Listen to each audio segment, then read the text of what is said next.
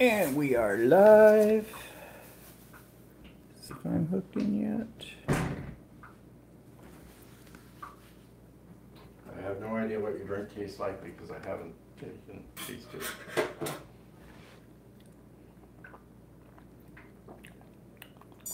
Okay, it's okay. Okay. It's a little different because it's got limoncello. It's a little different because it's got limoncello.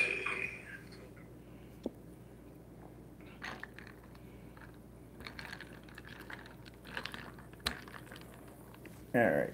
So, oh, we got 5 people. Hello out there. And we'll just see who we've got. And Carol is here. Hello, Carol.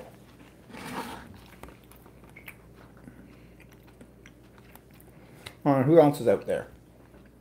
We have 6, 7. Are we still backwards?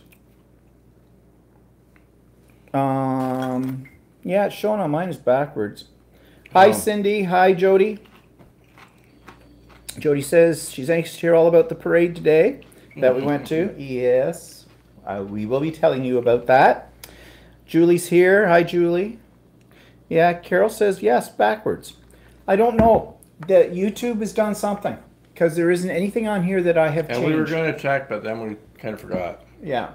What do you mean? Well, till today about the backwards thing. Well, I know that Ken's Creations, his are backwards too. With it, so I'll have to look it up again online. So there must be something with YouTube and Apple products or something. I don't know which it is. Hi, Craft and Bev. We don't know why we're backwards, Cindy. Hi, Susie Q. This is something that I think might be YouTube's been screwing around with things lately, and I don't know why this is doing this now. So I guess we're just gonna have to get used to looking at it as backwards. Well, for now. For now. Like, I'll do some more extensive research. Yeah. I didn't look very carefully from last week. I forgot about it.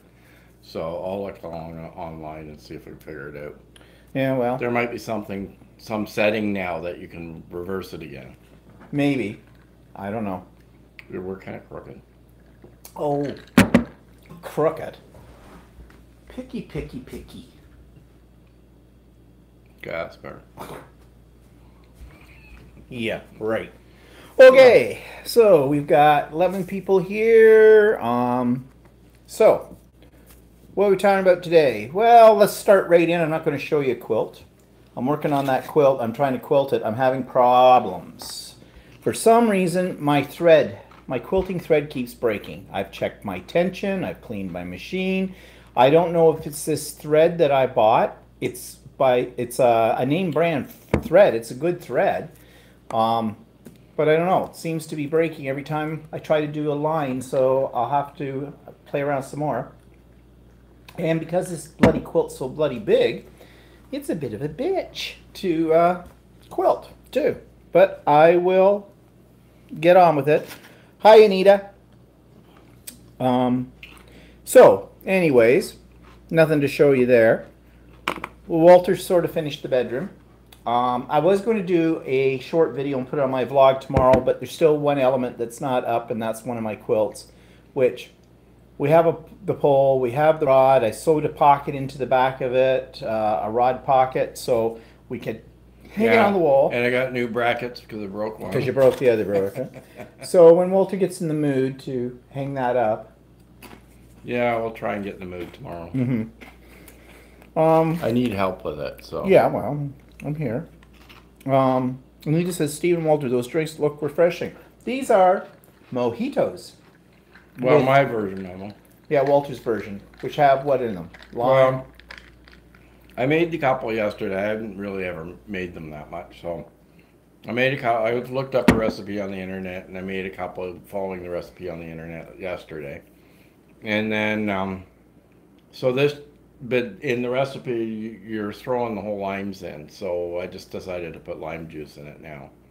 But then I decided to add some lemon jello to it too. Oh, I was going to say, because it tastes different than the one you made yesterday. And it's got Actually, I white prefer rum this one better. and some mint leaves. Yeah, I prefer this one better than the club other one. soda. Yeah. So, Cindy says we're hand feeding a chipmunk sunflower seeds. His name is Monk. Yeah, we have a little chippy too that wanders around here. I looked out one day, he was sitting underneath our deck on one of our lawn chairs. Just didn't seem to bother him that I was staring at him at the window. Mm-hmm. He could see me, but They're kind of bold. yeah, they are bold. Kathy's here. Hi, Kathy.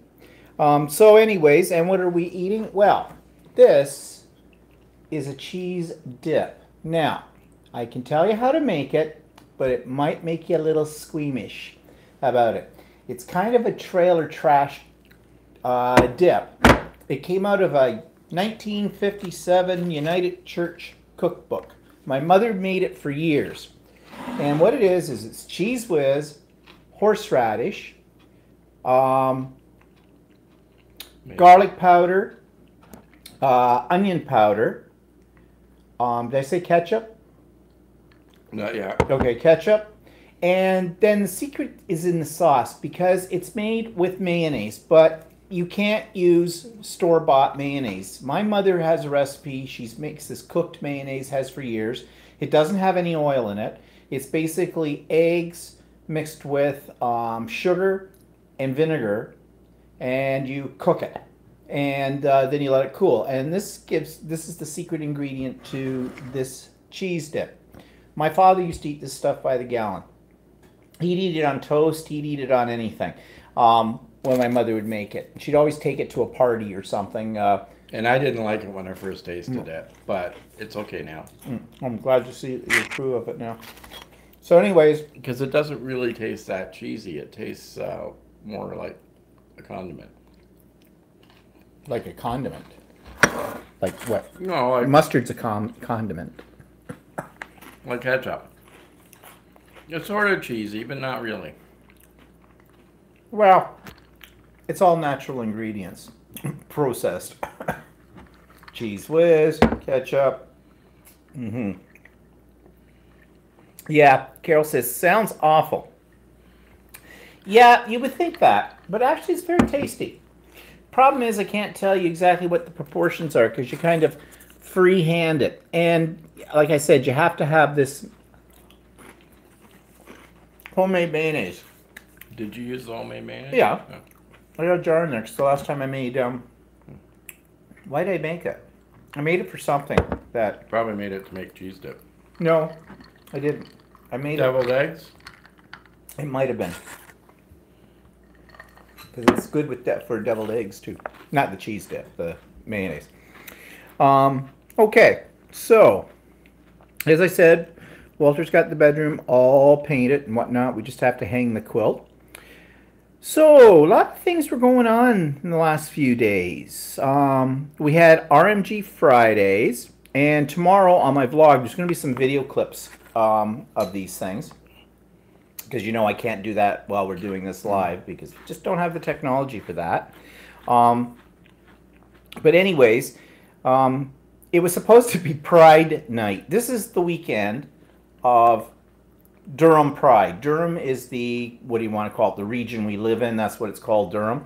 It's made up of a bunch of different little cities. Yeah, around. Kind of like a county, only it's a region. Anyways, this is their Pride our Pride this weekend. And so they were supposed to have a special event during the RMG Friday night. But when we got there, because we were doing our thing where we, lob off fingers and stuff like that if you touch the art. That all fell through. Apparently, in fact, to the point where the staff at the art gallery are a little pissed off with the Durham Pride Committee this year. Mm-hmm. Well, I can see why, because it's made up of a whole lot of flakes, anyways, who couldn't organize their way out of a wet paper bag. And it's not so much the organization, it's the commitment. There's too much infighting going on, and people that want to take control and other people that don't want them to have control. It's just, I can see why the art gallery got out of it. And it sounded like they left them in the lurch at the last minute. So there weren't a whole lot of people at this RMG Friday, but I think part of the reason was actually Friday was a really nice day. It was warm, and as we approach summer, people aren't going away.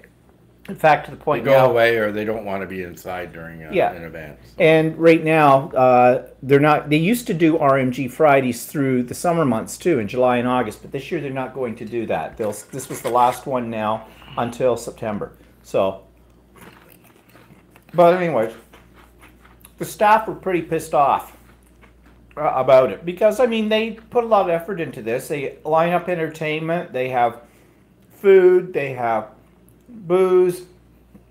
You know, they put some time into this, and at last minute, these people just don't, screw you, cancel. Yeah. But anyways, oh, Hattie's here. And Anita says we had Pride Parade in Dayton, Ohio, too. I have no idea how that went. Yeah, June is Pride Month. Of course, the big one for us is Toronto. Not that we'll be going to it because it's just... It's too big. It's too big. busy. They have over 1 million people on the parade route. It's just wall-to-wall people. And a lot of those people are pretty much straight people. And they all take their baby carriages. They have all their strollers, and they have little kids at it and the whole bit. And I don't know. It's really not billed as a family event kind of a thing. Although... Well, they just sort I guess of say it is. Yeah, but they say that, but it's, I don't know. It's not that the kids watching it are going to get any kind of, education. I mean, yeah, that's about it. But I mean, it's not like it's a lot of, okay, there is some partial nudity sometimes from the ones that are the exhibitionists. And there might be a few people dressed up in the leather, you know, that kind of stuff, whatnot. But for the most part, it's just a bunch of groups marching down a street. They don't even have that many floats anymore. They used to years ago. It's become very political and very commercial. Oh, a new person. Janine. Is it Janine Davis? Hi, I'm an artist too. Great, Janine. Welcome. And where are you from? Say my name. I just did. Janine, right? There's a delay when these things go through. You have to wait. But anyways, so the Pride Committee, for whatever reason, they were supposed to have a drag show too at the library the same night, and that didn't happen. And the library is right next to the art gallery. Yeah, so. and that didn't happen. So in fact, today, so we went to the parade. Today was the parade, and this time it was in a different town. Usually, every other year, it's been here in our town, in Oshawa. Now it's at another town, 2 towns over from us, all part of the region still, and so we weren't expecting much. They had a really fairly lengthy and busy parade route because it's down 2 major streets. Well, one's a highway. And it was fairly busy on the road today. Yeah. But they had the cops stopping the traffic for it and the whole bit. And actually, I'll have to say it was a little bit more impressive than what I was expecting. Last year... It didn't last long, though. Didn't last long, no. But last year, it was on a sidewalk. It lasted 30 seconds. What happened was one part of the street, the police, they hadn't organized it well enough to shut the main road. So the one section, which was 1 block long, on the main road that was going up, the police instructed them to walk on the sidewalk until they got to the other road that they could block off, right? And so, like a bunch of lemmings, they didn't hear the instruction that they could walk on the road, on the other road, and so they stayed on the sidewalk. They couldn't figure that. It was sad. If the lead person's on the sidewalk, then everybody behind them was. All the rest followed. But this year it was a little better. It was a little bigger. And when I say a little bigger, instead of 30 seconds, it probably took 2 minutes to go by us where we were standing. So, and then they had a whole bunch of vendors and entertainment in a park nearby. And a beer tent. We didn't stay for any of that stuff. The vendors were not too exciting. I mean, if you wanted to be recruited into the military or into the police training, they had booths. The Avon lady was there. You I know, ended up talking to the mayor of Oshawa. oh yeah, the mayor of Oshawa was there checking it out because apparently, We run into him all the time. Yeah. So yeah, we're everywhere. But we're there. We just appear, he and then we comes. disappear. He comes to RMG Fridays. So and I talk to him sometimes there. Yeah. Hi, Andrea. And then we saw him today, and he goes, "You're not in an art gallery today," he said. So. No, different kind of entertainment. But yeah, I was going to say there was an Avon lady set up. Okay, I don't know how much business she would do, but all right, I'm just going to say it. Dykes don't wear makeup. So she's not going to make a sale there. Of course, there might have been a few drag queens or people who want to be drag queens. Feminine dykes there. Yeah, true. There could be some lip stickers, I guess. I don't know. But they were having some entertainment there too, but we didn't hang around for it. We never usually do. So, anyways, I'll say it was a little better than what I was expecting. Because I really, with all the controversy that's been happening over the last few months with them and the flaky attitudes of the people on the board, on their board, some of them, or whatever. And then they had the ones I told you about the protest, about not having the cops in, and then they decided... if the cops weren't in it, it would have been really short. Yeah, if the cops hadn't been in it, it would have been really short. Actually, the cops were handing out pride flags with the Durham police logo on them. Nothing like that. It's too bad I didn't bring it in from the car. Oh, yeah, I lost mine. He's just like a kid with a little sucker. I lost mine out in the street, stuck it to somebody. Yeah, it was a little better than past years. So I got to give them credit. They actually pulled it off, so that was a good thing. I'm just looking here. Janine is from West Virginia, and she makes pottery. Great. Janine, you might want to send me some pictures of your pottery and send me a little blurb about yourself because I have a thing called Person of Interest on my vlog, and I don't know if you've ever seen my vlog. They come out every Monday. And I would be more than happy to showcase your artwork. And that goes for anybody else as well. And actually, I'm just skipping over here a little thing, but I might as well speak to it now. If I was talking about you sending me a video, if you send a video, use OneDrive or use Dropbox. Both are free programs. And if you have Windows 10, you already have OneDrive on your computer. But if you're not sure how to use either one of those, just do a search in YouTube. You will find hundreds of videos. They're both very easy to use. And that seems to be the best way because with videos, they tend to be a little longer and most email systems won't handle. Will give you a limit as to how long how big your file can be that you can attach. Yeah. So, and we are good, Janine. If that question is directed to us, how are you? So yeah, I would love to feature it. Anita, I know you're on here. I made your video clip, so be sure to check out the vlog when it goes up tomorrow because I'm featuring Anita this week on my vlog. We had some technical difficulties getting things, but now we got things. Oh, you got the video? No. Oh. She sent me a new video. Oh, okay. One that could manage through the cell phone. So I'm making it work. Anita says, I still need to check out the OneDrive. I will. And Maria's here. Hi, Maria. So, yeah. So, actually, the Pride Parade, it was short, but it was better than last year's. So, that's a positive thing. I still don't think they should have had it in Ajax, though. I think they should have had it right back here in Oshawa. Yeah, the roads are too busy there. Mm-hmm. I mean, downtown Oshawa, there's a busy street there, but there's another side street that they usually go down, and it takes them to the park that's in central downtown Oshawa. And that's where they set up their vendor things and their entertainment, the whole bit, because there's a band shell there and the whole bit.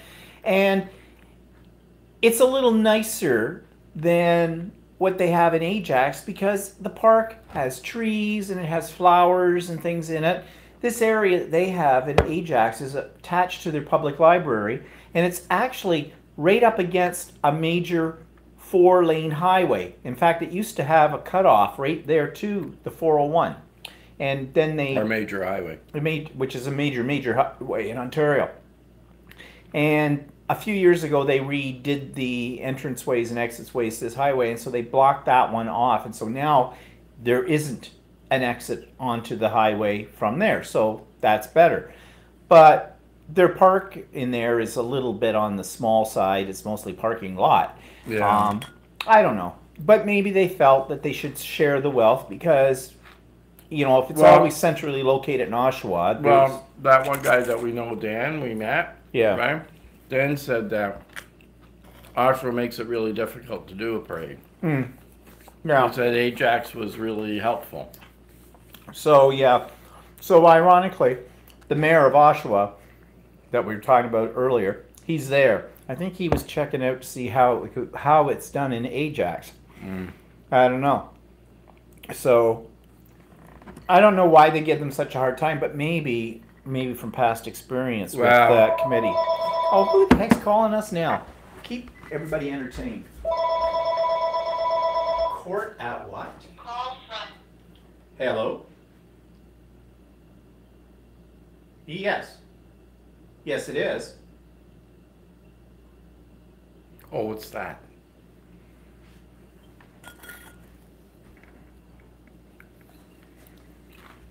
Yeah, that's great. Actually, I would really if you just took me off your list, because we're really not interested in your facility at all.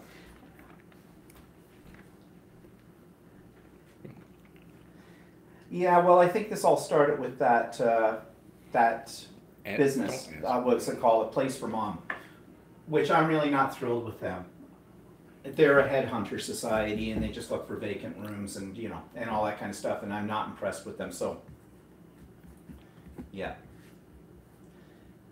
Oh, that's okay. I didn't mind, but it's just I don't want you wasting your time when it's we have no interest. Okay, thank you for your call. You too. Okay, bye bye. You Wow. shouldn't answer the phone when you're. Yeah, I know. Well, people can see what our life is like. Okay. Okay, so that is. You've heard me talk before about A Place for Mom. I was looking. It's a company. Don't deal with them. They're headhunters. All they do is they want to put a warm body into a cold room somewhere and charge that place the first month's rent as their finder's fee, kind of a thing. It doesn't cost you anything. But the places they find are horrible. And this place has been bugging me. I have told them before that we're not interested, and it all came from this place from. Now they're trying to invite us to their little social events and things like they have, which is basically like trying to sell you on their property. They're trying to get a body in. So I figured I might as well be straight up with them. And she said, "Oh, I really appreciate that and everything." I mean, why should she waste her time calling us all the time when we have absolutely no interest in it? Go on to other people that might. But anyways. You get these things. And Anita says, an nursing home facility. Well, actually, it's not a nursing home. It is a... Private retirement residence. Yeah. They don't look after the medical needs of a person. You've got to be able to still breathe and walk. And his mother can breathe, but she Can't walk. And so anyways, and I tell people about this A Place for Mom because I'm really ticked off with them because they're taking people for a ride. And they're very high pressure.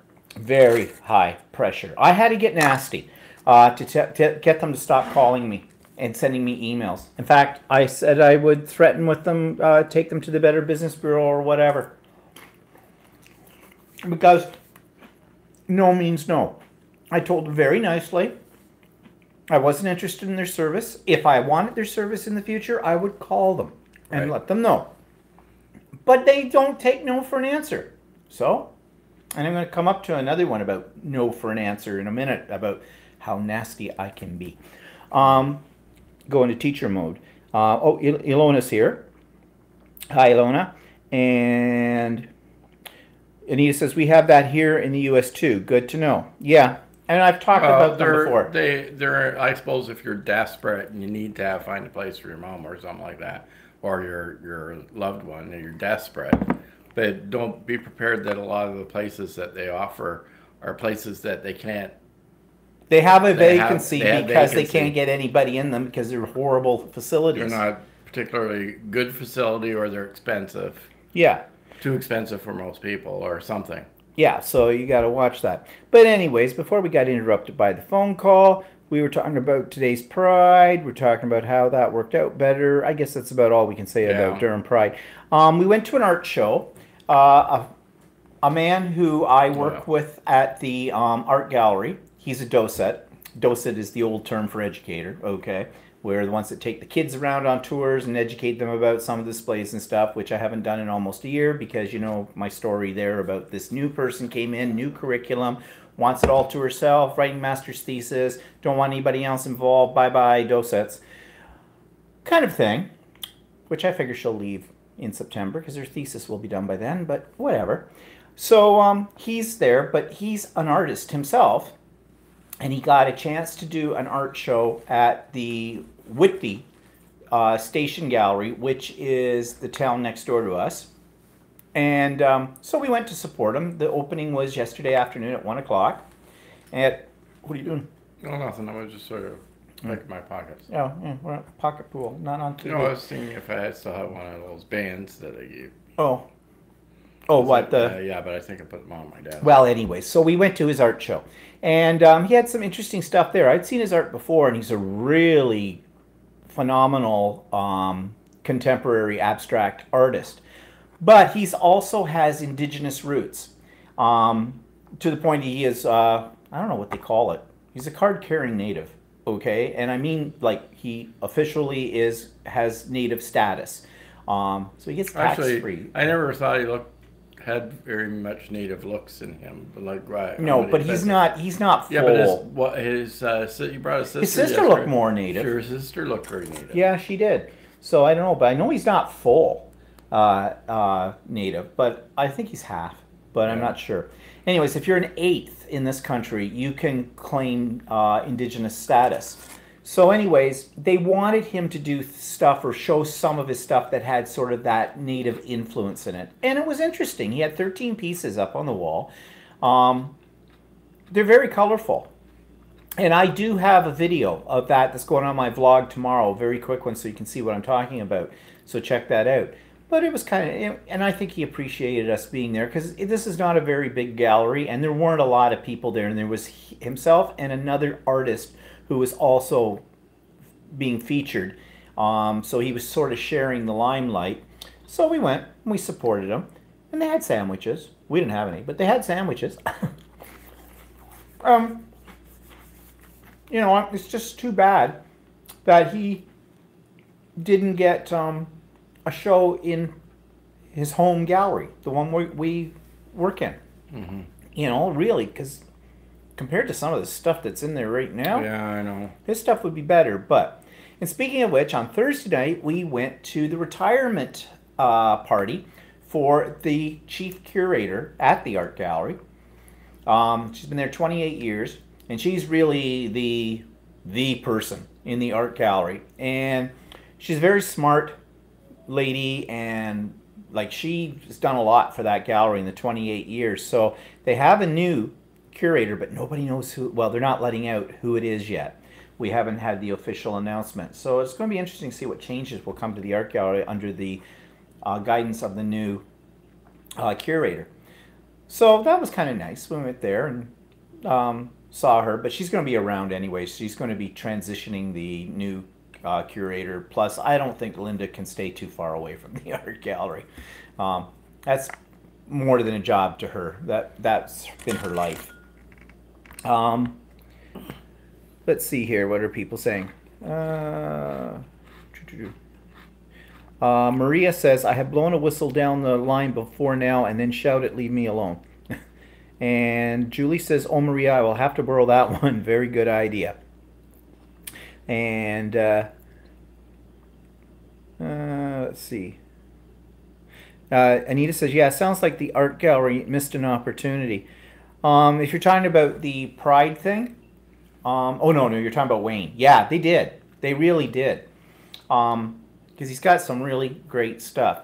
But I also think there's some bad blood between him and the director or the curator that's retiring right now. He's never said specifically, but he's made comments before, and I've heard her make comments before, and it's sort of like, there's something not right there. They're not bosom buddies. with it all. So I'm wondering if that has any bearing on it or not. I have no idea about that, so I shouldn't start, But rumors. it almost seems like the art gallery or the curator, the old curator at the art gallery, um, if it's somebody that's like working for the art gallery or something like that, or involved in the art gallery in some way, it's like they don't really take you necessarily seriously as being an artist. No, I don't know how. Well, decisions are basically made by the curator. The curator has all the power. And Linda goes high and low to find new artists and once around, but they all seem to come with a certain amount of credentials. She doesn't just find people off the street. I mean, the art gallery sort of supports local artists, but I don't think it does it as well as they could. There's awful lot of artists in this area, in this region, good artists. And they've had some of them in there. And every year there's one from the Oshawa Arts Association, it's an art group out here. And they have a juried show every year, and it's always been at the Robert McLaughlin Gallery. But there's bad blood between the two groups. And I think it stems from a year ago when I researched for the 50th anniversary, the background to the art gallery. I discovered some interesting things in their minutes. And if you read between the lines, you knew there was, well, like with any organization, there's always some, what do you call it, scandal and, infighting and whatnot. And one of the things was that it seemed that the Art Association, they started up in about the same year as the art gallery was established.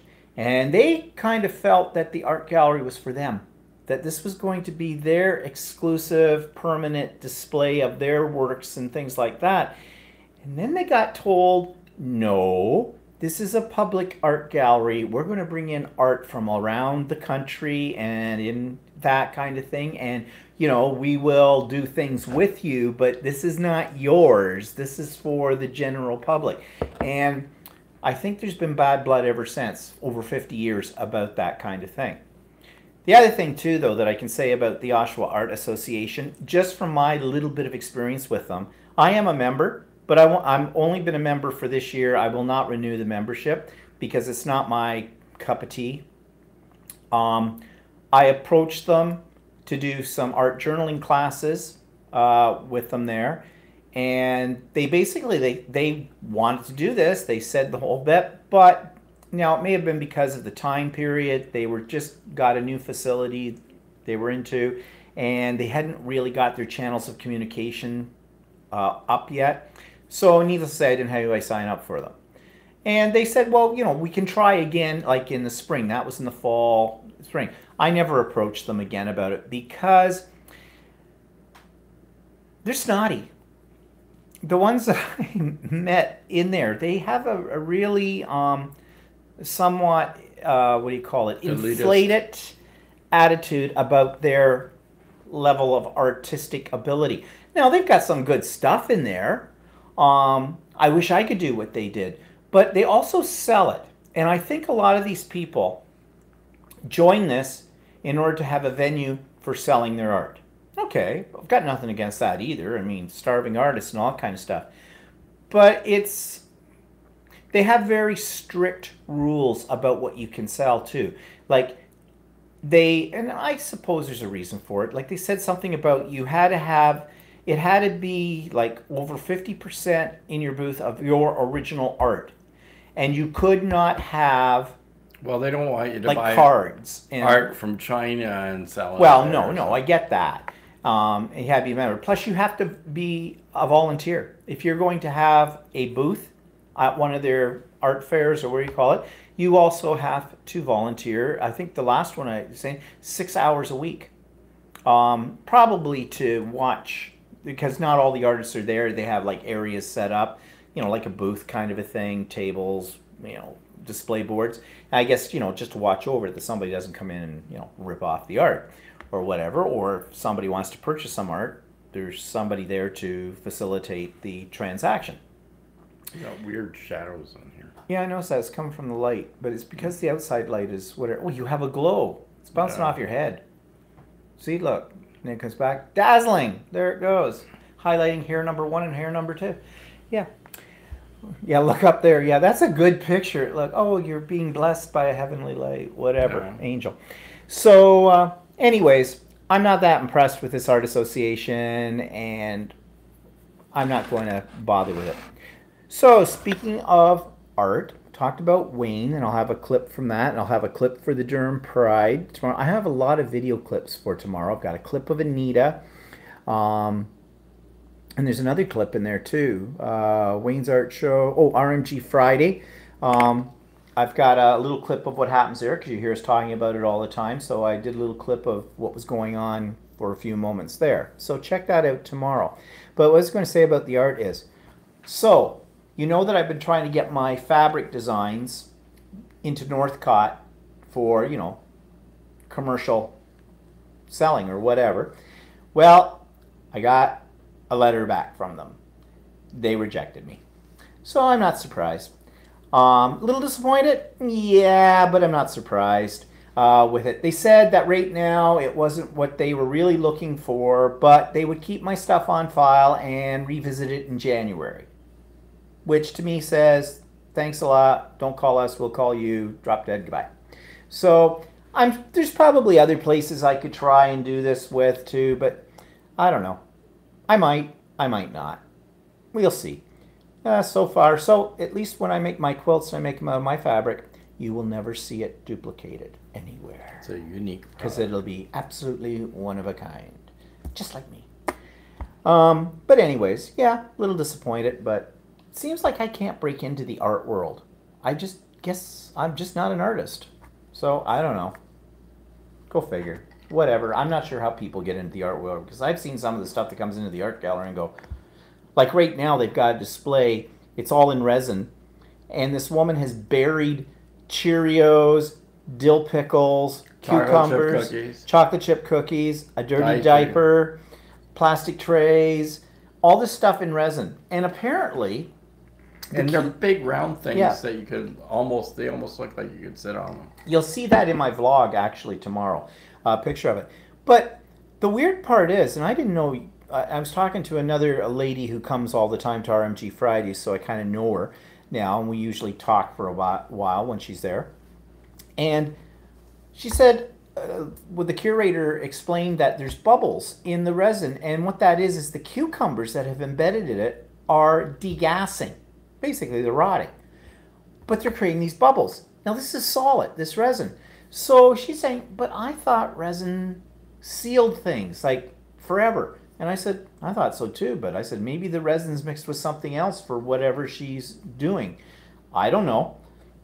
But there are bubbles from these rotting cucumbers. Yeah. Not my cup of tea. But whatever. Let's see. Oh, I'm getting commiserating noises. Well, thank you, everybody, for that. Jody says, Rats, I'm disappointed too. I was very hopeful for you. And Hattie says, it's their loss not taking your great fabric. Julie says, sorry to hear that, Stephen. I love your fabric designs. So sorry, Kathy says, so sorry about your fabric adventure, but you never know. When one door closes, another one opens. That's true. I mean, I'm not going to get that uptight about it. It hurt for a moment. But that's only because I put, I go, what if? I'm usually the kind of person that says, yeah, it's not going to work out. But, inside yourself, you still think, maybe this time? Well, whatever. And Anita says, that stuff might just explode. Talking about the resin. Yeah, well, whatever. Another guy in there too, and I've got that on the video, he captures bugs, flies, dragonflies, butterflies, that kind of stuff, and kills them, I guess. And then he does their wings in gold leaf. It's kind of creepy. And they're all stuck on a wall, too. With string, with sort of like a fishing line in between. Yeah, but I think I've got that in the video. Friday night, he was there, and Friday night he was readjusting his bug flies. Maybe they weren't quite dead yet. I don't know. He also had a display case that was full of a chicken that he had deboned, and had all the bones of the chicken. And all the bones in the chicken, he had gold leaf. somebody has too much time on their hands. You know, when was the last time you thought about having chicken for dinner? Save those bones. We're going to gold leaf those, don't you know? Let's put them on a chain, wear them around your neck, put one in your nose. Whoa. Okay, whatever. To each his own. There were a couple of pieces, though, there that I really did like, and they were mixed media pieces, and they were using a lot of shiny holographic kind of papers in it and other things, and some acrylic skins and whatnot. And I really liked those, but I like that kind of thing. So that was very appealing. And then there was a rack about 6 feet across, 4 feet, 5 feet high. It was all wrapped in nothing but saran wrap. Now, Well, that's where that big box from Costco. yeah, come in handy. Yeah. What do you want to do with your saran wrap? Wrap it around poles.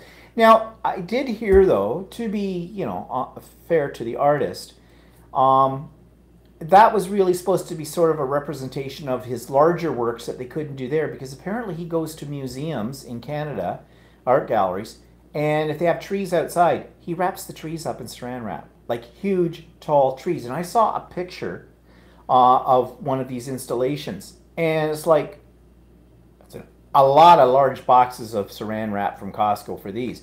The only thing that I question is, and I don't usually question the environment because I'm not a tree hugger, what about the environmental impact of wrapping these trees up in saran wrap? And I mean, you're not just talking just loosely thrown on it. They're wrapped up like you're going to ship them. Several layers, too. Yeah. And I don't know how long they stay on there. And I would suspect that saran wrap in sunlight, because it's plastic, what all plastic is, it would start to probably disintegrate or tear holes in it. And it might start filtering through all over. I don't know. I don't know how they do it. So I just find that somewhat incongruous, because artists, a lot of artists are all about the environment too. Mm-hmm. And, well, whatever. Let's see, what are people saying?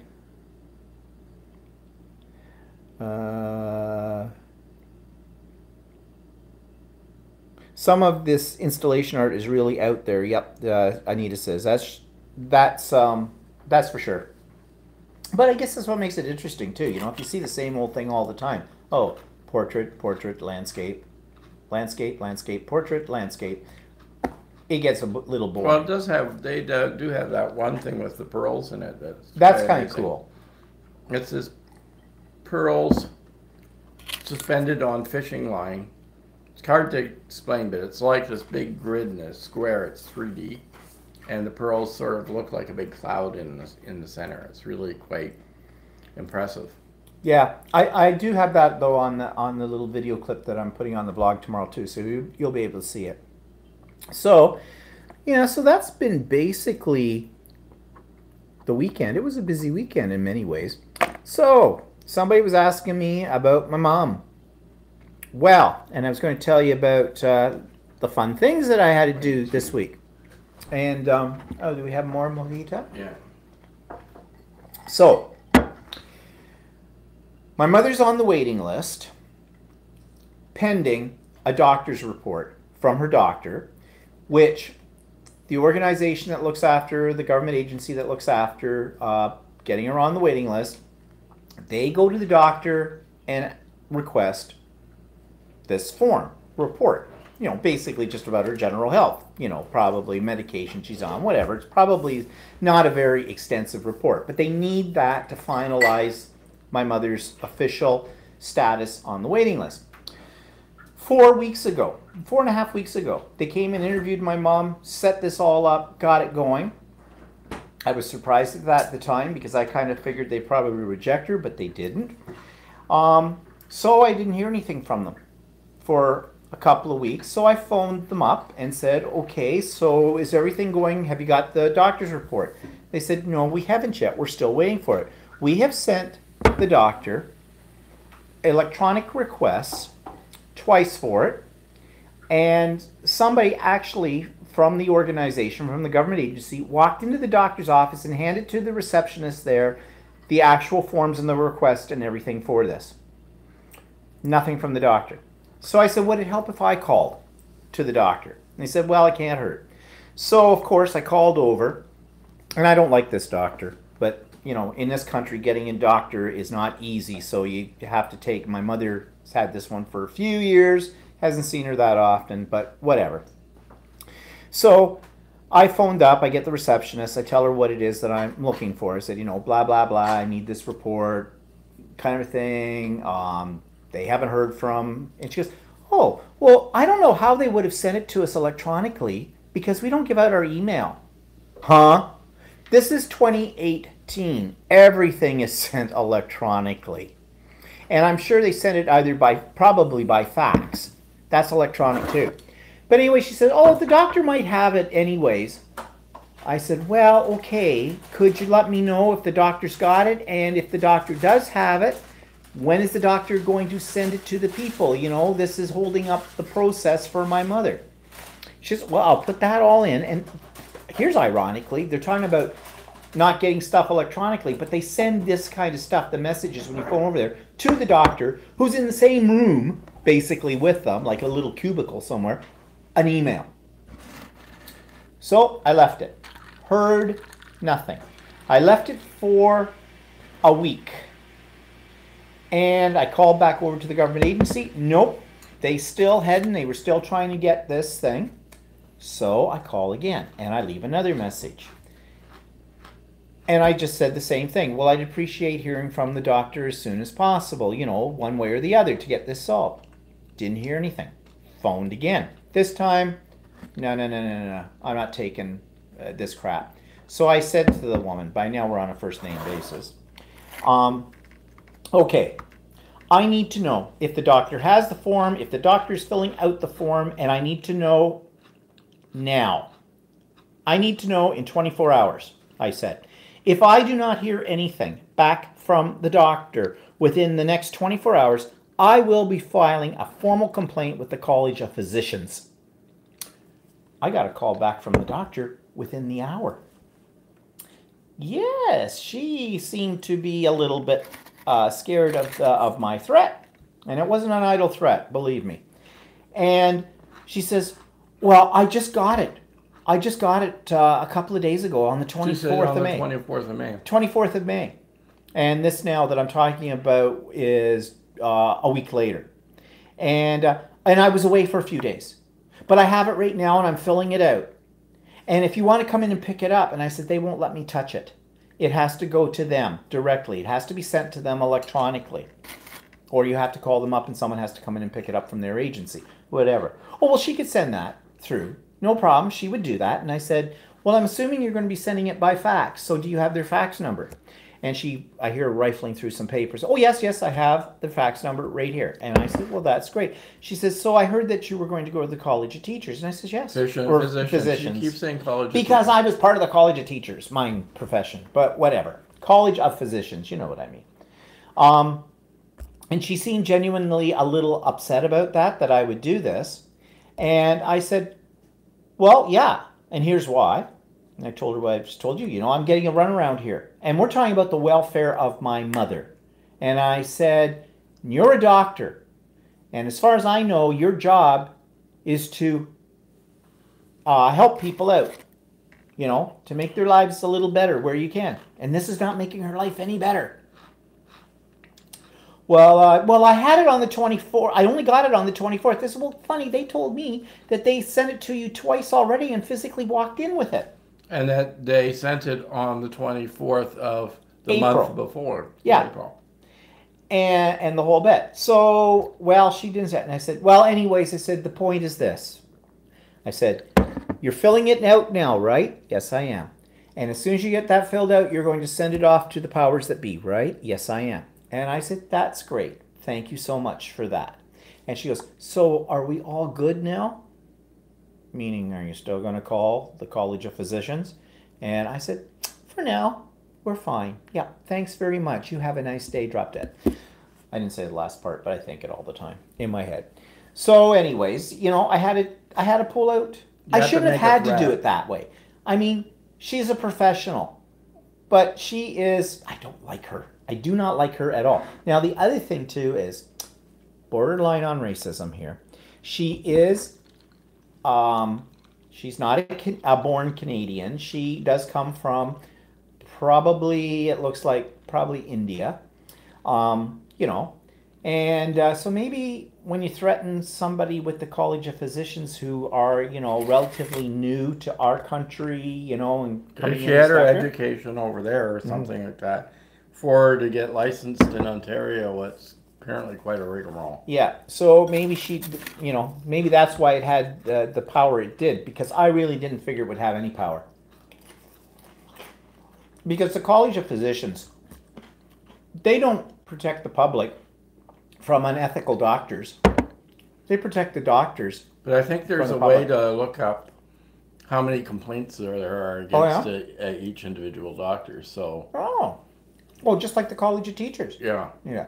Oh. So, like, the more complaints you have against you, then less likely people are thrilled to go to. Oh, we're going to have to look that up. Take a look. That'll be interesting. But anyway, so now my mother is officially on the waiting list. Woo! And now she's causing me grief. So we were off to the art gallery Friday night. My cell phone goes off while we're in transit. It's Lifeline. You know, I've fallen and I can't get up, people, kind of a thing. And I've mentioned this before that she has the Lifeline thing. Well, I guess she fell. She pushed the button on the thing. But what disturbed me was, well, first of all, they call my sister. She's first contact because she lives a mile away from my mother. Then they call me. And the guy said, I've already called your sister and she's on her way over there now. But he said, we didn't get any response from her when the alarm went off. Now, you see, they have a two-way speaker system that sits in my mother's bedroom, but we've tested it out when they first installed it, and anywhere she's in the apartment, it'll pick up her voice. And she can hear it too because they're very loud on it and the whole bit. Never been an issue before. But he's saying they didn't get any response from her. Now, what do you know what I'm thinking? We're on our way to the art gallery, so I'm phoning my sister. And my sister didn't have her, I phoned her cell phone, and her husband answered. My brother-in-law answered the phone. I guess my sister had gone over with her daughter over to my mother's place, but she had forgotten her cell phone. So anyways, I phoned over to my mother's place, and I got my sister and said, so is she all right? She says, yep, she's fine. So one thing, knock wood, I don't want to jinx it because I've already jinxed it because I was saying to Walter the other day, you know, it's been a while since Mom's had a fall. Bang, jinxed it. So I guess she fell making her way over to her sofa from the kitchen, and she fell in front of her coffee table, kind of a thing. My sister was fit to be tied. My sister gets very upset with my mother very easily. Not very patient. She's not patient at all. And I could hear her basically kind of yelling at my mother. And yeah, coffee table's got to go. You could have fallen down, hit your head on the corner of it, and she is right about that. It's a big coffee table, and it's got sharp corners, and I've often thought that too. But you know, it's part of my mother's decor, and my mother doesn't like to have her decor changed. And I said to Lori, well, you know, you're battling uphill on this one. She's not going to get rid of that coffee table. And but I said, so she's okay. And she says, yes, she's fine. I asked, has she eaten today? Well, I guess she had something in the microwave and she was waiting for it to be done. That's why she came out of the kitchen or whatever and went back into her living room or something like this effect. So she'd had, because I thought, if she didn't eat, she might be lightheaded and that would make her fall. But of course, my sister was on a rampage then too. Well, she's not eating any protein. Not getting any protein. All she does is drink that Boost. And drink her pop. Eat her chocolate. And all this stuff. Like, my sister just has this whole thing about nutrition. And yeah, she's right. But I figure as long as she's eating something, you know, it's up to her. It's her life. She has to, you know, look after herself to a certain extent. I can't be there 24/7. She'd like that. She'd love it if we moved her right in here and waited on her hand and foot and just kill me now, because that's not going to happen. That's why I got her on a waiting list for a nursing home, and that's still going to take 4 or 5 years. So, anyways, I called my mother yesterday because it was late by the time we got home. Figured she'd be in bed. So I said, so you fell. But you didn't hurt yourself. Nope, no, it didn't hurt myself. Well, why did you fall? Well, I don't know. I get this answer every time. Did you black out? No, no, I just went down. Well, where that coffee table, and yeah, I've said, well, Lori wants to get, she already did. Guess my sister took the coffee table out and put it in the spare bedroom she has in her apartment in storage. And I said to Mom, so how do you feel about that? Well, it looks a little bare, but, maybe it's better that way. And I said, well, Well, certainly give her more room to watch. oh yeah, it'll make it a clear path. She doesn't have an obstacle, so I'm all for it. So I'm going to look for a little. She was talking about possibly a little stool, like a little cushioned stool or something. And I said, well, would you want something? I said that had a surface that you could put things on. Now I have a little table I bought for her that is actually it's really cool.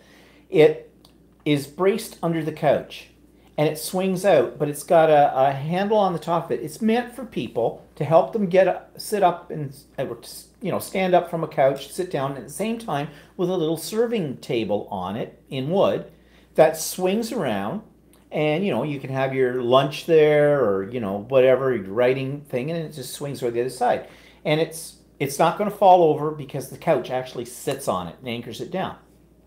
It wasn't cheap. It cost me over $200 for the sucker when I got it for her. But I thought this would be ideal, and it is. It's worked out really well. So she doesn't really need the coffee table, although I think she puts her feet on it sometimes, puts them up. So I thought, well, if I can find her something, I don't know, that would maybe serve as both something she can put her feet up if she wants to, but it's not too large, it won't be in the way, and if she wants to sit something on it for some reason, then she can. So tomorrow I'll go looking. Maybe around for something like that. But then I got another email from my sister today telling me that my sister always goes out and does her grocery shopping for my mother when she does her own grocery shopping. So she called my mother to see what she needed. Well, my mother said, oh, I just don't have any energy. I'm so tired. This becomes a bit of a joke in my family because we've heard that so many times from my mother. Every day's like that. Yeah. Although I thought she was getting a little over that. Oh, yeah, I know. But I don't know. Sometimes, and then she blames it on the weather. Well, maybe it's the weather.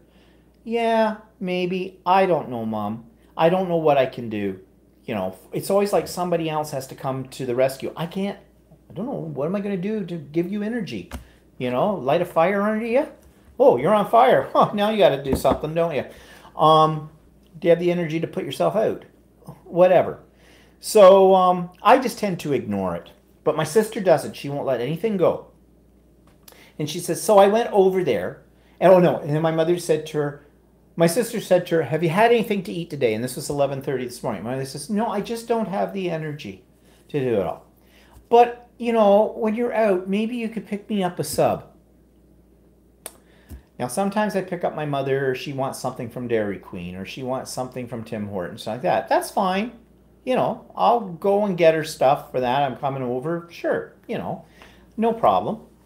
Because we don't take her out that often because she doesn't want to go. And she's impossible to move around. And it's just like moving a lead weight from one spot to another. And it's actually, I'm exhausted after a day with my mother. She's not a very big lady, but she's dead weight. She's dead weight. So my sister, of course, got snooty and turned around and said, well, yeah, I'll pick you up a sub, but you're not going to have it for lunch because I'm not going out until whenever, later this afternoon to get the groceries and stuff. And when I bring your stuff over, I'll bring you a sub so you can have it for dinner. Which in some ways sounds a little nasty, but I know where my sister's coming from. My sister and my mother, they just grind all the time with each other. It was that way when she was a teenager. Then there were a few years when she was in university and that they were best buds. And now it's like whatever they can get. And so my sister says, and she's lying to me. She says, I got over there with her sub and that. And she said, well, I had breakfast. I had lunch today and everything. So that's fine. Great. I don't know which one's telling me the truth. I honestly don't. I'm in the middle between the two of them. So I've got to take my mother for blood work on Tuesday. This will be an all-day affair. I'm not taking her too early because my mother doesn't like to get up too early and everything's a bother because, you know, she has to get dressed. Oh, yeah, my sister was over there. And as usual, she says, there's like 3 bags of garbage I dragged out of that kitchen. Out of that. And I said, well, yeah, every time we go over there, we take garbage out, check her mail, do all that stuff for her too because she doesn't do anything. And like, she lives on the ground floor of an apartment building. It's not like she has to take the elevator down to get her mail. She only has to walk a couple apartments over, and the mailbox just over there. And the same with the garbage chute. And in fact, the superintendent's husband, who's the general, you know, jack of all trades there, he had told my mother once, don't worry about trying to put your garbage down the chute. He says, you know, just leave it there on the floor in the garbage chute area. He'd look after it. Well, she doesn't want to bother Jacques with that. And I said, he offered, Mother. You know what? I have to take a 25-minute drive over to take your garbage out. Kind of a thing. You know. And then my sister says to her, well, she says, I'll take your laundry back home and do it. Well, apparently my mother said, no, she wasn't prepared for that. I wasn't ready for that. I don't know what she had her in. It's dirty laundry down. She was going to do that tomorrow. Well, my sister said, she won't do it. And I said, I know she won't. She says, and she's sitting in her dressing gown again, and she says, it's filthy. So I said to my sister, well, Lori, here's the thing. Mom still has her faculties, as far as I know. She can make up her own mind about what she wants. If she likes sitting in a filthy nightgown, that's fine. Whatever grabs her. You made the offer. She doesn't want it, that's fine. But I said when I take her for her blood work on Tuesday, and then I'll have to take her to Shoppers Drug Mart so she can get air fresheners and makeup probably and whatever else. You know, it's an outing for her, so basically. And then I'll take her to lunch, and then I'll take her back home, and I'll look around, and I've got to look for, oh yeah, latest thing, before I talk about that. I said to her, I'll have a little talk with her again about where I talk to her about the reality of her situation. And basically I call a spade a spade. I say, well, you know, right now, you and Lori are at it again. You're being a bitch. She's being a bitch. And I said, and I'm not going to be in between the middle of two bitches, so you better work it out. And second of all, Mom, let's just review the situation. You're now on the waiting list. That doesn't mean you're getting into a long-term care facility for years. We've talked about this. This still takes 4 or 5 years. I said, if something happens to you in the meantime, it doesn't mean that suddenly you're going to get placed in one of the spots that we have picked. If you're in the hospital, you can't come home. They're going to stick you somewhere there where whatever's got a bed available at the time, and it will not necessarily be where you want to go. So it may not be close either. No. So, you know, every now and then I have to have this discussion with her to, you know, let her see the reality of the situation. And I know it's kind of cruel. You know, you're not coming to live with me. You cannot afford to have a live-in nurse and someone who's going to clean your house, do your laundry, wait on you for every whim you've got. That's not going to happen. You've already got a house cleaner who comes in every 3 weeks and cleans your place. Lori offered to do your laundry. You refused it. We come over. We do whatever you need to have done when we're over there. I take you to any of your appointments. Lori looks after getting you groceries. You're well looked after. But we're doing as much as we possibly can do. And we do have lives. And I refuse to sacrifice my life for yours. No. And you've heard me say this before. Just because you gave birth to me does not put an obligation on me because of that. I wasn't there. I didn't vote for it. Didn't say, hey, I'd like to be born.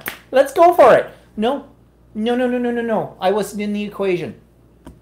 So be thankful you've got a son and a daughter right now that do what they do for you, because a lot of people don't. Now, I know that sounds very selfish and very egotistical and the whole bit, but sue me. That's the way I feel. And I'm just one of those people that I've always been told I wear my heart on my sleeve. So I do. Anyways, she'll be fine, and she will lie to me about Lori. She'll give me the innocent. Yeah, she lies to him, and then she turns around and lies to his sister all the time. My sister had no idea what I was going through to get my mother on the waiting list, because I hadn't told her. Because she knew that I was doing things, but she didn't know about this hell I was going through with the doctor and the whole bit and that. But my sister works. And she's got 2 kids that are permanent students for all of time to look after and things like that. So that's fine. I do what I can do. I appreciate what my sister does. And that's the way it goes. I do have another brother.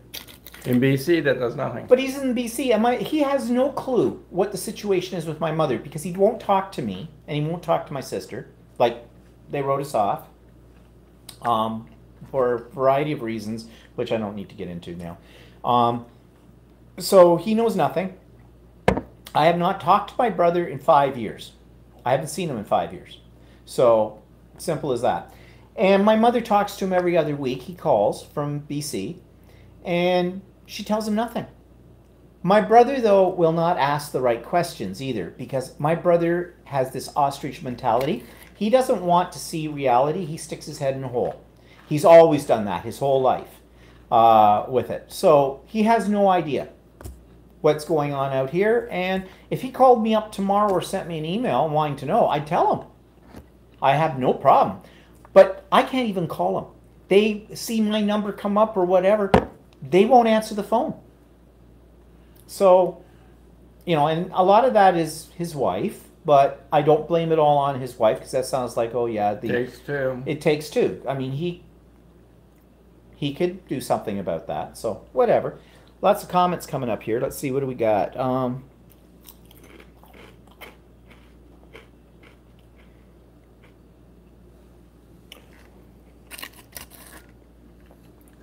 Geez, lots of stuff here.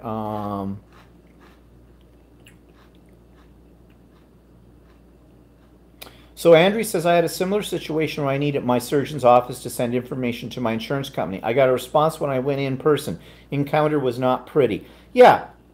And last week I was talking about the whole problem I have with the medical profession, with doctors. They're arrogant a-holes. They really are.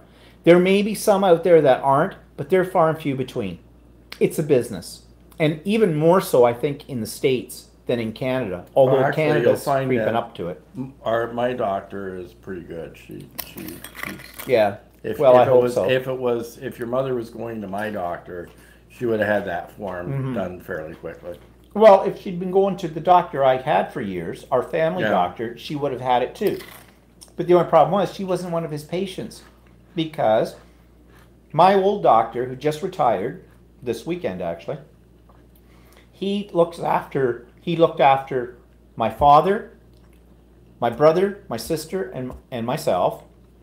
He looked after my sister's children and her husband, looked after my brother's children and his wife, all of that. When my mother needed to get a doctor, because she hadn't at that point in time, this is a few years ago when my father was still alive and that, when she needed a doctor, he wouldn't take her on as a new patient. He was full. He wasn't taking any more on. Which I thought was actually kind of nasty. I understand. He was a good doctor. And I can understand overload and the whole bit and how they bill and things like that through OHIP, our provincial, medical system and whatnot. But really, I've been going to him since I was about 21 years old. Okay, so 40 years. And my father had been going to him for pretty much the same, and my brother, my sister, everybody, and the whole bit. He wouldn't take on my mom. Of course, to that point in time, my mother had not seen a doctor since my sister was born. My sister was born in 1965.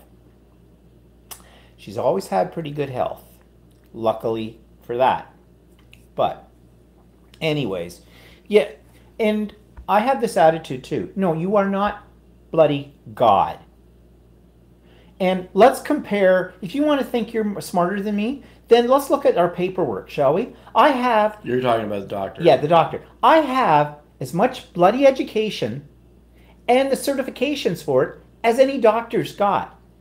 Only my profession is in education, not in medicine. So don't sit here and treat me like I'm on this level, because I'm not. And, well, Dr. Jahari, she got it. Between the eyes, I think she got it. So, Crafton Bev says, I had a doctor's office did not receive faxes, faxes, because to them they were all fake. Oh, yeah? Okay.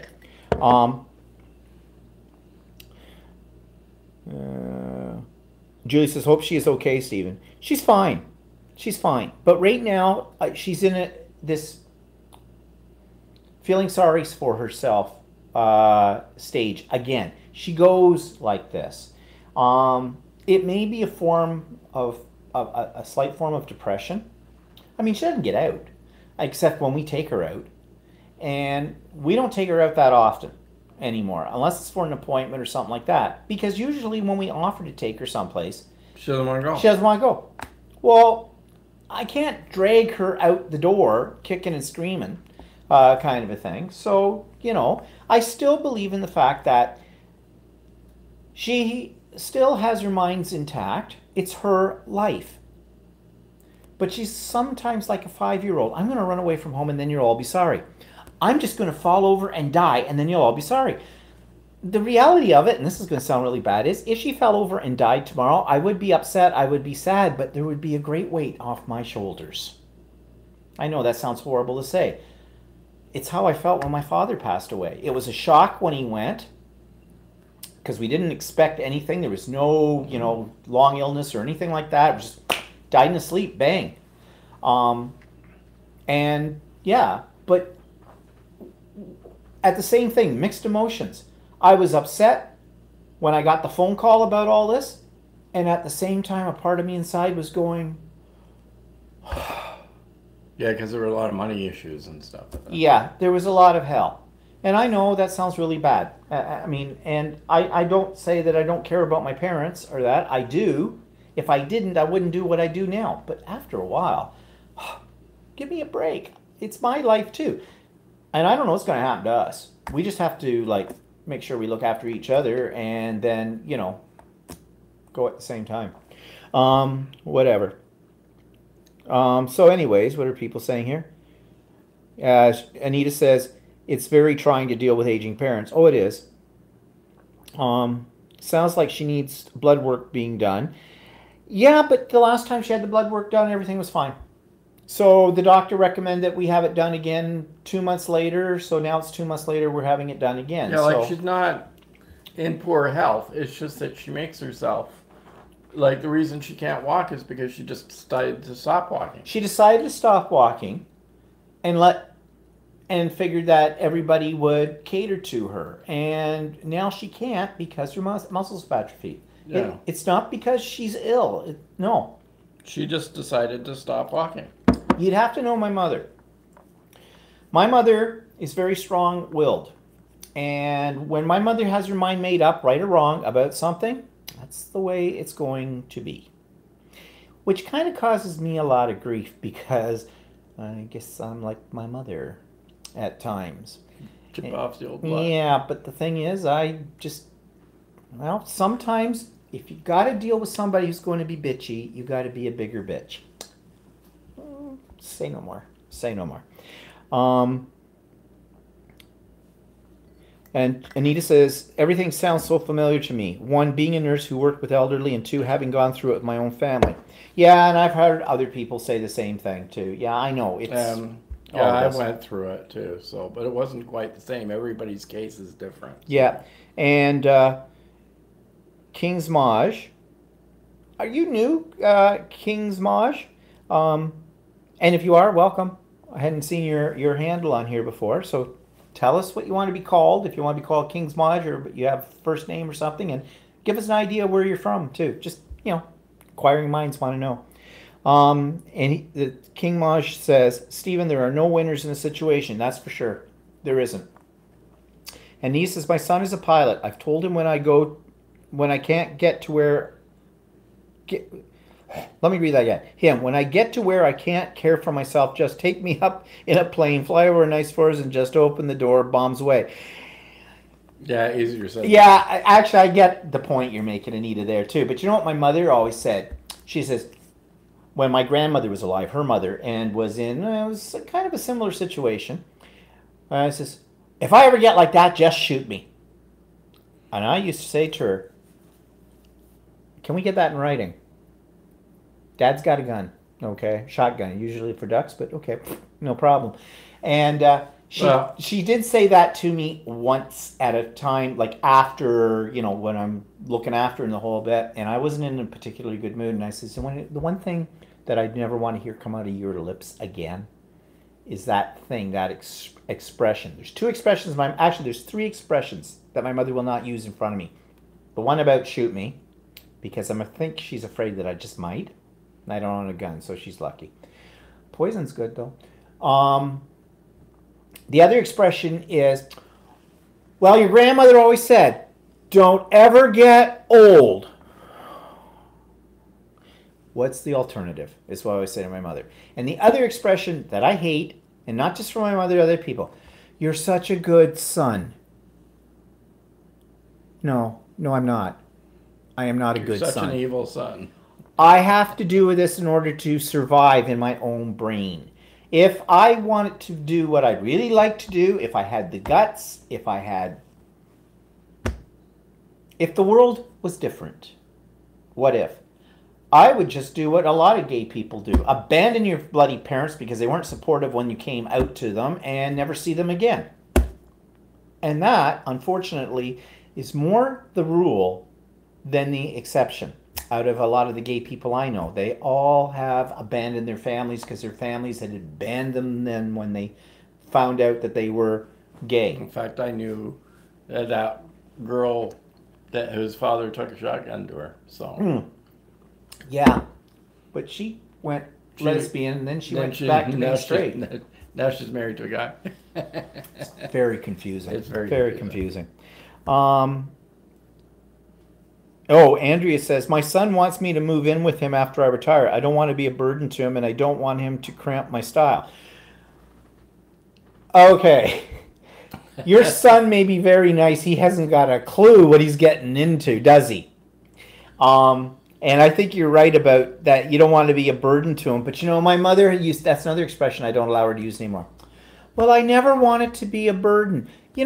Most people don't want to be a burden, but the point is we probably do become a burden at some stage. So let's get off the pot on that one. My mother always used to say, well, I'll never move in with my children. Yeah. And then when she was in nursing, she'd go, well, my sister Jessie, she'd say, well, I'll just move in with your sister Jessie.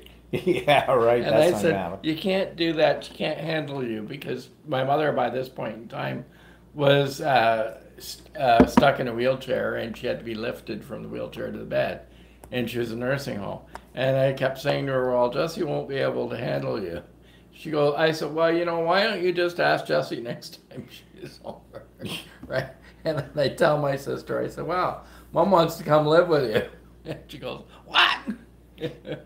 Yeah, and my mother, my grandmother always said to my mother, I never want to move in with my children.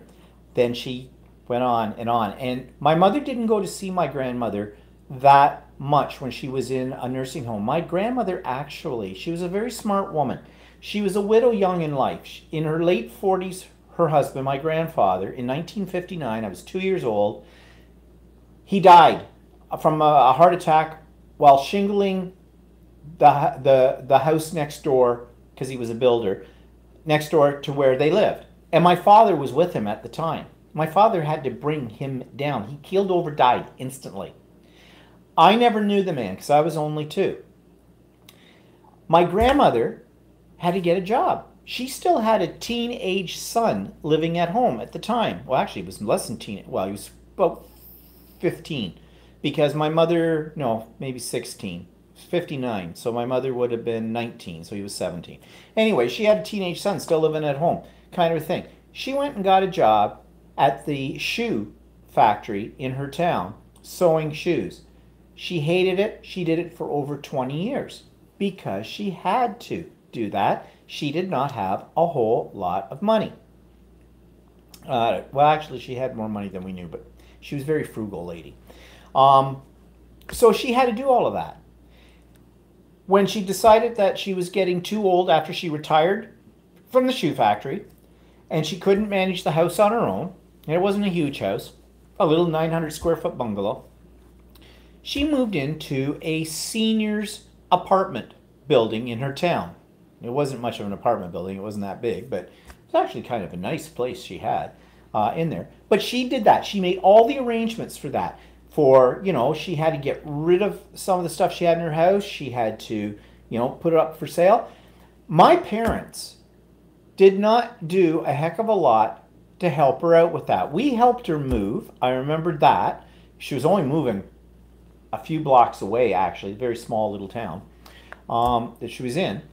But, my parents didn't really do a heck of a lot for her in all of that.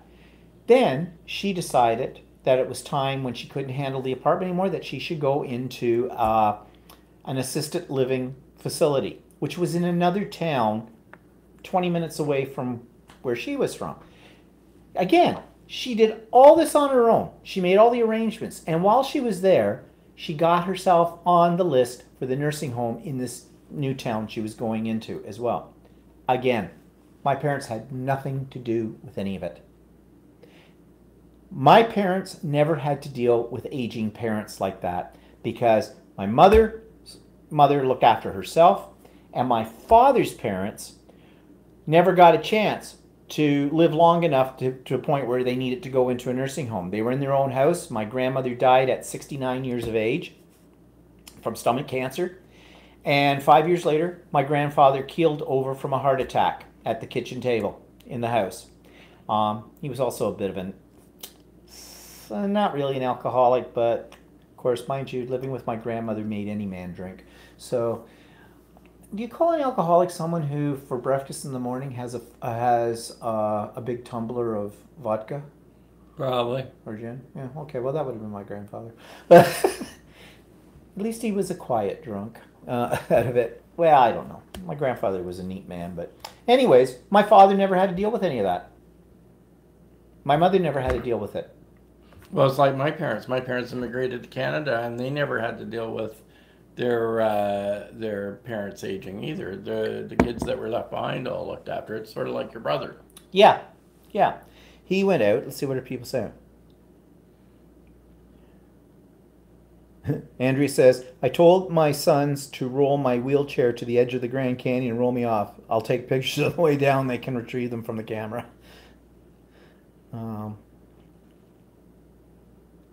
And Craft and Bev says, I have a lot of medical problems and I refuse to give up and try to do all I can to keep going, including walking every day. And everybody's heard me talk about the walking business. That's one thing I've learned from both my parents who had walking difficulties. Both of them, my mother still does, of course, and they're getting worse. I try to get on my treadmill 5 days out of the week, and I don't do it to lose weight. I do it to keep my legs moving. Because I don't know if what their problem is hereditary or what, but you got to keep moving. You got to keep your legs moving, you got to keep your mind moving. Those two things. That's what I believe in. So, right or wrong.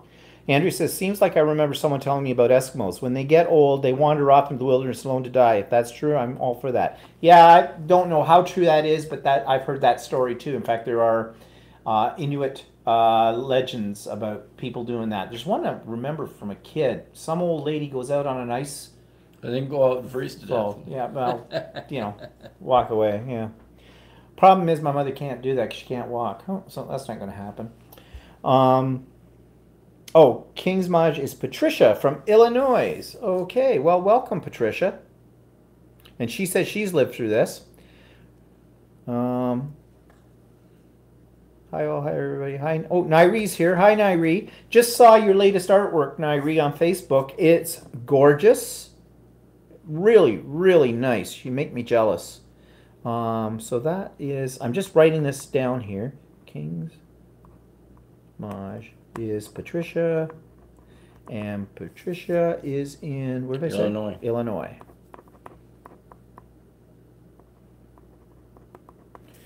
Okay, so what else is here?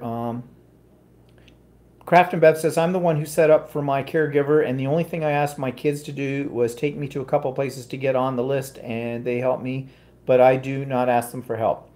And Andrew says, if you're a woman who's been alone for a long time, you have to learn how to do a lot of things on your own. Yep. In fact, they asked me, Craft and Bev says, in fact, they asked me to watch the grandkids when they want to go out. Yeah. And that's funny too, because my mother told my brother when he had children, they would babysit, but don't expect that we're going to do this, we're going to be on call, and we're going to do this all the time. Yet, though, that did change because, a cardinal out in the tree. Anyways. Yeah, I saw. Yeah, that's squirrel. not the one that I saw the other day. Not salmon? I saw the salmon-colored cardinal, which I think is female. But anyways, so they did. When more grandchildren came along, they would have them a little bit more often than that. And then my brother yanked all the grandchildren away and took them out to BC. So half of the grandchildren, the other two were still out here with my sister. But so Anita says, what's on your schedule this week and how was your surgery class? Oh, okay, yeah, let's get off my mother. Yeah. Just dwell too much on that. But I feel like I can vent to you people about it because either that or I vent to him all the time. Yeah, he gets wow. tired of it.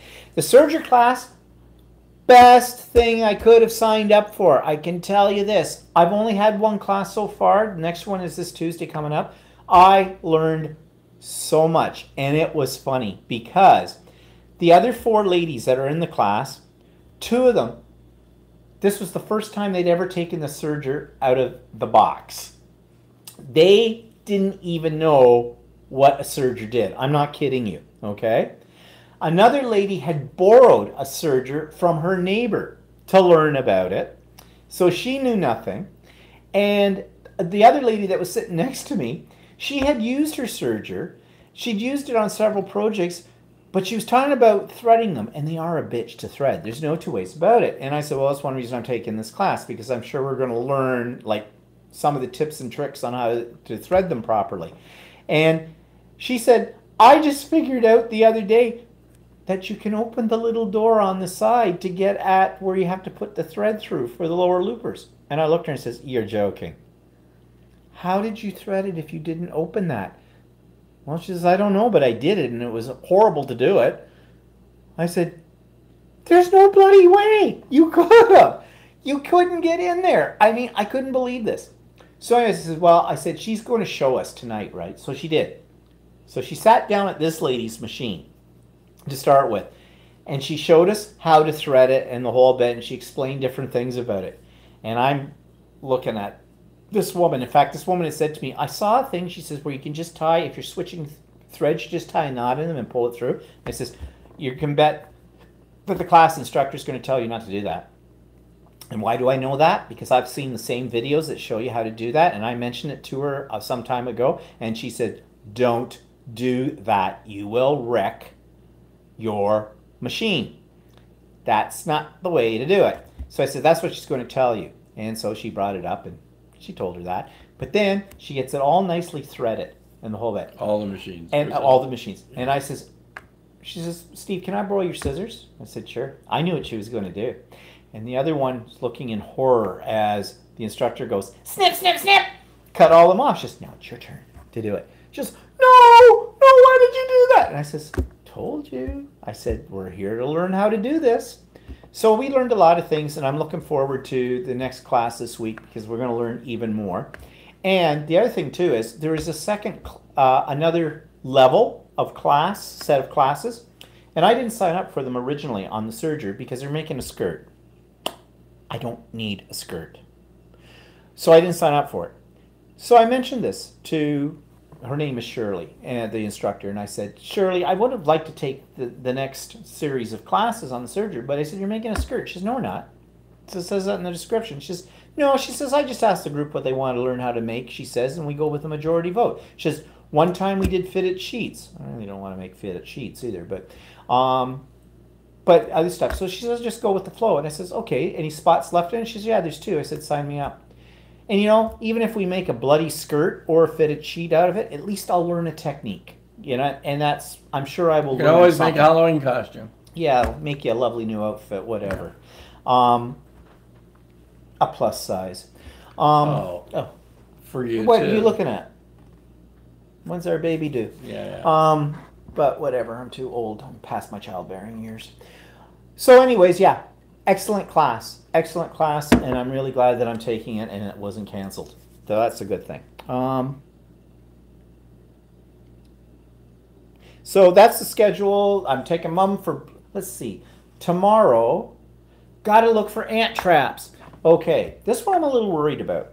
My mother says to me, oh, back on my Back to mother. your mother again. Okay, very quickly. Yeah, the reason I'm sure. looking for ant traps is my mother says to me, oh, I was talking on the phone. Oh, there was something on the ceiling when I went to bed the other night, but I just figured it'll have to stay there. And I says, well, little spider or something. In fact, it started because while I was on the phone, I looked at the ceiling here in the kitchen and there was something on it crawling by, and it's spider season, so it was probably a spider with it.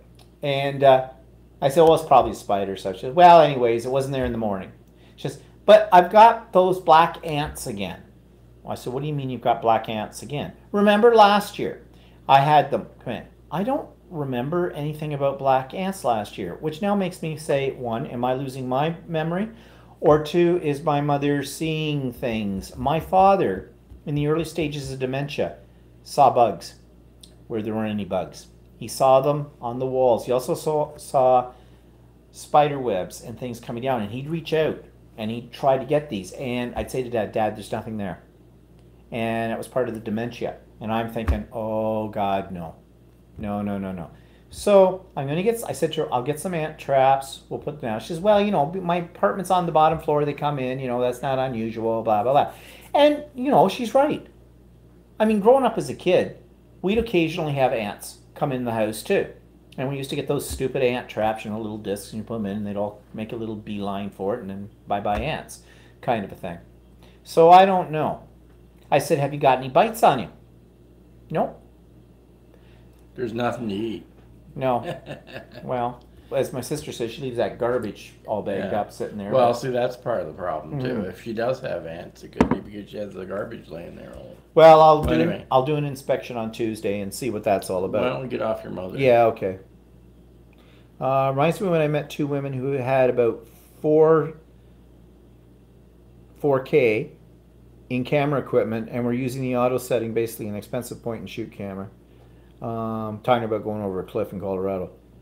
Ilona says, you might look nice in a skirt, Stephen. It's not like it's the first time. But that's for another show. Kathy says, sprinkle cornmeal around the outside of the house. It has worked for me. The workers take it back to the queen and they can't digest it, so they die. That's interesting. Maybe you spread it around her balcony. Because she's not in a house. She's in an apartment. But it's on the ground floor. But anyways, well, we'll see. So, what else do we got here? Oh, well, of course, this week, yes, we're talking about what's coming up this week. Election Day. Oh, this will be interesting. Because, as you know from the discussion last week, we talked about our three major political parties in this province. All of them are led by assholes. And none of them are worth voting for, but we have to exercise our democratic right. So, we don't want the PC guy that stands for Progressive Conservative guy. He's like Trump. In fact, they could be kissing cousins in policies and stuff. We don't want him. But the one that's the incumbent right now, the premier of our province, she's well hated now. Which I don't think it's really fair that she's got this horrible hate reputation, because certain things that she did were left over from the last government and she kind of had to deal with them. But people don't seem to like her. And in the polls right now, popular opinion polls, she is like way down into the single digits in popularity.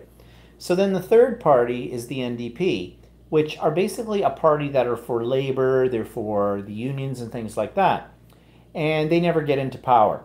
They did once, many years ago, and they really screwed up bad because they don't have any experience leading a government. They have a lot of experience in being in the opposition, but not, a lot of experience criticizing. Yeah, but not leading. So, who do you vote for?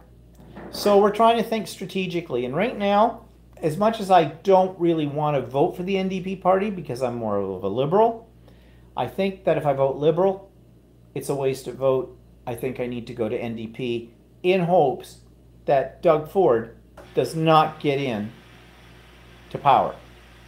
So Thursday's going to be very interesting. We'll tell you all about it next Sunday on the outcome of that. And what else is happening this week? Oh, well, something from the Americans.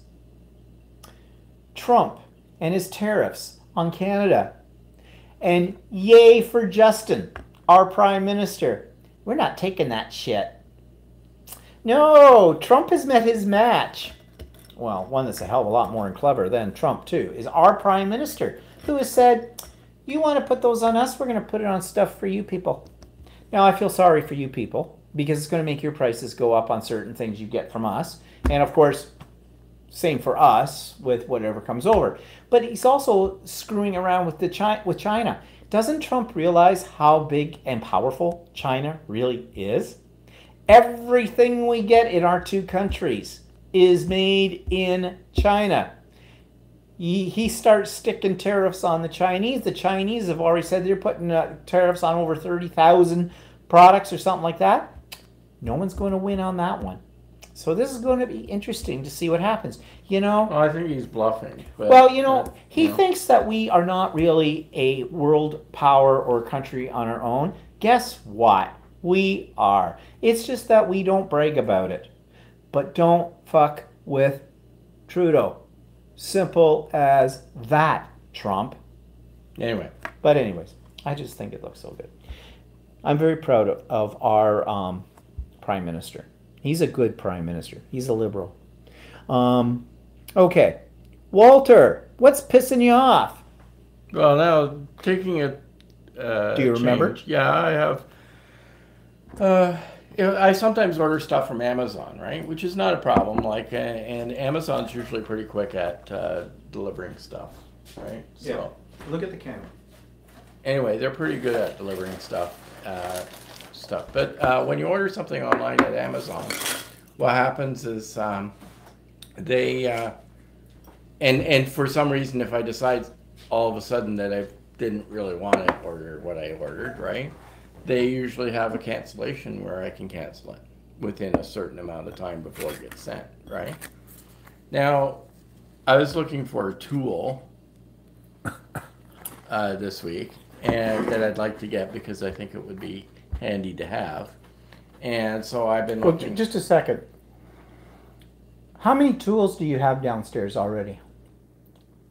You could open a hardware store downstairs, and so now you've. Well, wait a minute. Hang on. What about you and your scrapbooking supplies? Well, this isn't about me, is it? It's about you. Well, you could open a scrapbooking store with all your stuff. Yeah, I could. But anyway, so you're getting to get a fabric store now. So anyway, so. I'll read my lips. So anyway, so I wanted a power tool. In anticipation of doing some things around the house. Anyhow, so I found this tool that I kind of really like. It's called an oscillating tool. Anyway, so I looked around for prices and things like that, and it just so happened Home Depot Canada had the best price on the tool, right? And I went to the store, but unfortunately the store's disheveled and they don't have that tool in stock at the store. So I went online and I ordered it from them online, right? But I realized that the shipping on the tool would be like a month from now. So I thought, well, maybe that's waiting too long. And then I also realized that I could get it from Amazon about $5 cheaper. Oh. So anyway, so I thought, well, maybe I'll cancel it. There's no cancel button. You cannot cancel. Once you order something from Home Depot Canada, you cannot cancel the order without having to phone them or get a rigmarole or something like that. Their option is you get it delivered and you take it back. And Walmart's the same way with Canada. A long time, about a year and a half ago, I ordered something from Walmart online in Canada, and their shipping wasn't going to be for about a month and a half after I ordered it. And I thought, well, I'd like to cancel this. And at least at Home Depot, they give you a number you can call. But at Walmart, they don't even give you a number you can call. It's like there's no way you can cancel it.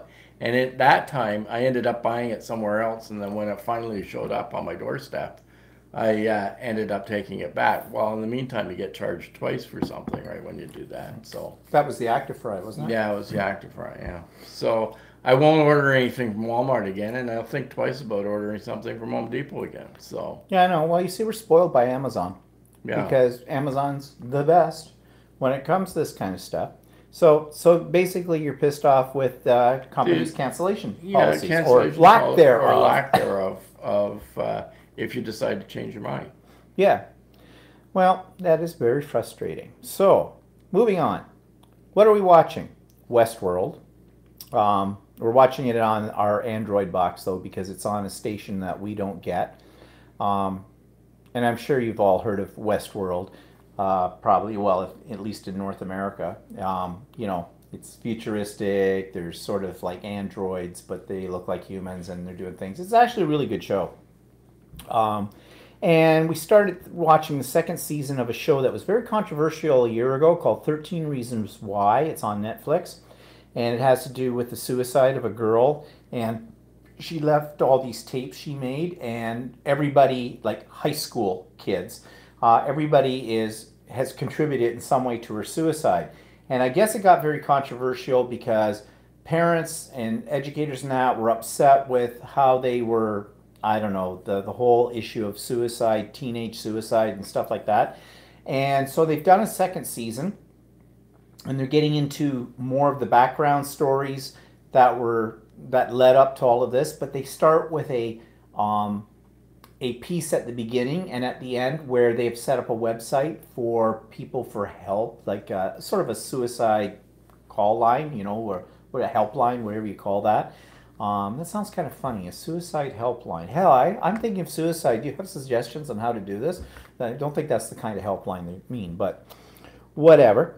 Nairi says, or Anita says, first of all, thanks, Walter. That is something to be on alert for when ordering online. And Nairi says, there was an old TV show called Westworld starring Yul Brynner in the same storyline. Yes, it's totally different Actually, from it was that. an old movie. Actually, there was Westworld and Future World. Oh, is that one? Oh, I Yeah, was thinking of the Wild Wild West. yeah. There's That one. old. There was an old movie starring Yul Brynner that was called Westworld, and then afterwards they came out with another movie called Future World, which was like Westworld. Westworld was a Western world, and Future World were all these other uh, worlds where there were androids, like a medieval world, and there's a whole Yeah, bunch well, of other that's what ones. kind of what this season seems to be Yeah, changing into on Westworld too. But it's a good. I think it was a series of books. So It probably was. But that's what we're watching. We haven't seen any movies this week. On YouTube, there is, we watched it the other night and I wasn't that thrilled with it. There's a show in England, or was for a while. I don't know I if think it it's, was Ireland or actually. was it Ireland? Yeah, because they're Irish. Called Mrs. Brown's Boys. It's a comedy show. And it's actually, if you can get through the accents, it's actually quite funny. And they had about 3 seasons of it. Well, they've reintroduced this in a new format. It's sort of like a talk show but using the characters and everything from it. So and it looks like you can watch it on YouTube. You just do a search for Mrs. Brown's Boys, and you'll find it. We watched an episode of it last night. But it wasn't really very No, I funny. didn't think it was as funny as the other one. So, but if the original Mrs. Brown's Boys, which I'm sure you can find on YouTube as well, is a good show. So, if you're looking for a laugh, and if you can get through the accent, you'll be fine. Um, and what am I reading? Same book I was reading last week, so we'll move on. What's cooking? Last night, Walter did, speaking of the Active Fry, chicken wings for the first time in the Active Fry. And they worked. They actually turned out. They could have been a little saucier, but for my liking, That's because I didn't put any sauce on it. mhm. But they worked out okay. Yeah, Turned out pretty good, actually. And you said it was easy cleanup. yeah. Actually, it was. I thought it would be kind of messy, but Yeah, it actually was pretty good. so that's what's cooking. And what's coming up? I'm doing an art journal. Oh, yes, I'm doing an art journal class, number 16, next Sunday. So, Stephen and Walter Live will be 1 hour later than usual because I won't get home in time for 4 o'clock. So, instead of 4 o'clock Eastern Standard Time, it will be 5 o'clock Eastern Standard Time. So, I'll tell you all about how that class goes as well. I'm debating whether I want to continue doing these classes. Although I've already pretty much committed myself to the next class being in September. We're not doing them in July and August. But then on the other hand, I get money. Mm-hmm. Not a lot, but from it, well, I've got my usual group, so, and they're a nice bunch. So, yeah. Anyways, we'll carry on with that. So, I think that brings us to a close for today. We've gone a little bit longer than we usually do.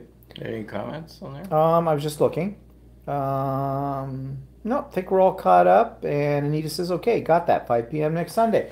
Yep, be sure to tune in tomorrow when the vlog goes up because it's going to be a little longer vlog because I've got a lot of video clips from various things we've talked about today. Plus, I have some other new things I didn't talk about today to show you, as I usually do. Will I be showing you a quilt tomorrow? No. Nope, no quilt tomorrow. I'm still fighting with this one to get it quilted. But when it's done, I will show that to you. So, anyways, everybody, thanks for joining us today. Thank you. Have a good weekend, what's left of it. It's raining here now. Hope it's not in your end of the world. And we'll see you next week. Okay, so have a good one. Bye-bye. Bye-bye.